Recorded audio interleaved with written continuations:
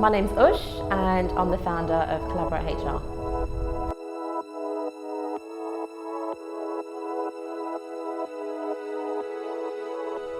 I guess when I started the business, because I was so committed to helping people, I wanted to make sure I was starting off on the right foot.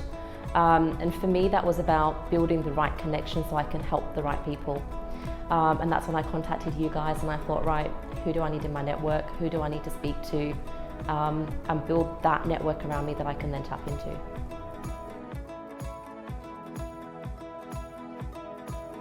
Yeah, so I guess my first interaction was Andrew. He was handing me on the phone a few times. And I thought, right, I better ring this guy back.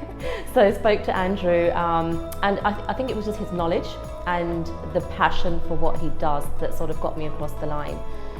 Spoken to a few other people, quite salesy as they can be. With Andrew, it was about what do you want to achieve. He asked me the questions like why. He challenged what I wanted to do, rather than say yes to everything that I wanted to do, and I think that was refreshing.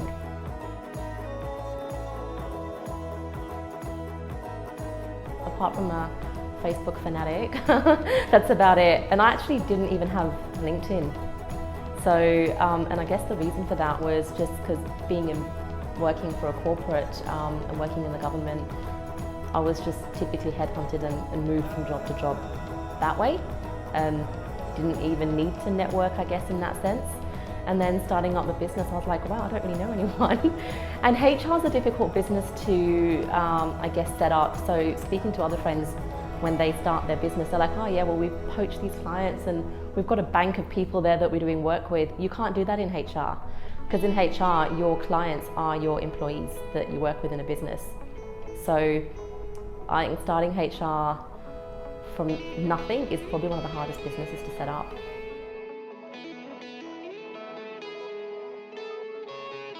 So I guess what I liked that it was a phased approach. So the first thing for me, and I like to chunk things down, otherwise I get overwhelmed. So what Andrew did initially was to say, right, we're going to build up your connections with the right connections. So that was the first phase, and I think it was for about 3 months that we did that. So initially it was quite quiet, and I'm like, oh, what's happening? And but I could understand why we were doing what we were doing. After 3 months, once we got to connections that we needed, we then started posting and actually just getting Collaborate's name out there in terms of being thought leaders in what we do.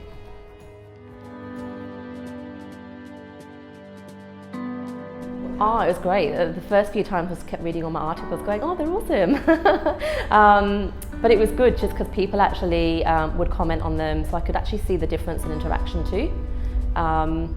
It was sort of getting engagement and discussions within that community of people that were interested in HR. So that was good. Yeah, and I guess just people contacted me saying, oh, you spoke about emotional intelligence, or you spoke about how to achieve higher levels of engagement. How do we do that within our businesses?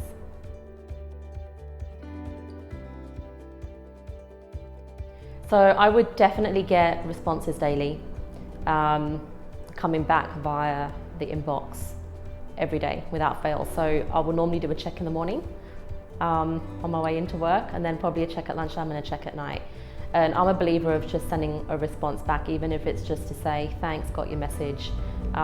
It's how I like to be treated, so it's what I'd like to do back for them. In terms of leads, look, I guess you're not going to get someone to say, yeah, I want to hire you straight away. It's just not going to happen.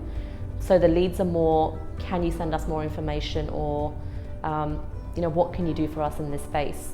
For me, I prefer meeting them than I do just talking about it over the phone or email. So what I tend to do is find their number or ask them for a contact number, give them a ring, and I'll book in a time to meet them for coffee.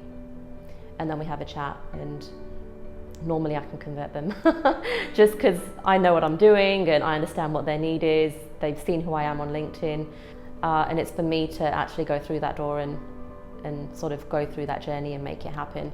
The other thing is, I don't want you guys to get that lead for me. I want them to know me and like me and trust me for who I am. And I think if I get that buy-in from them by converting and closing that lead, it's going to start my journey working with them a whole lot better than it would if you had closed it.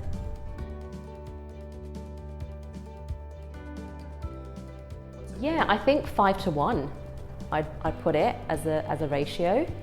I guess I've been lucky in the conversions I've made are not one-off projects.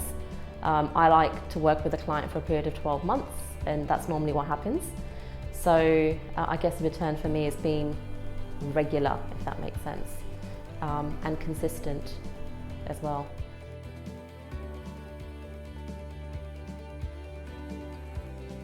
I'd say keep it real, and it's what I mentioned before, is don't expect everything to be done for you and handed on a silver platter.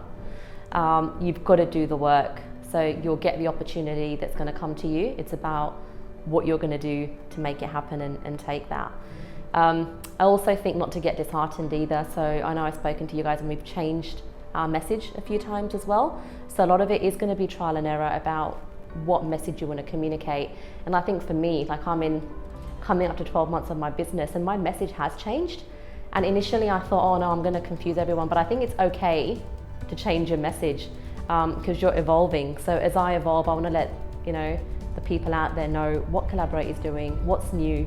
Now that I'm trained in EQ, that's what I want to let people know. So it's okay to change your message. Just be consistent in what your offering is, but give it time and it will work.